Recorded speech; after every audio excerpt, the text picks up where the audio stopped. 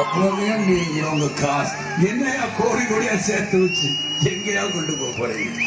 செத்தா கூட அருணாக்குடி அத்து விட்டு தான் உள்ளத்துக்கு கொண்டு போய் போதைக்கிறான். காசு கிடையாது, ஒண்ணும் கிடையாது.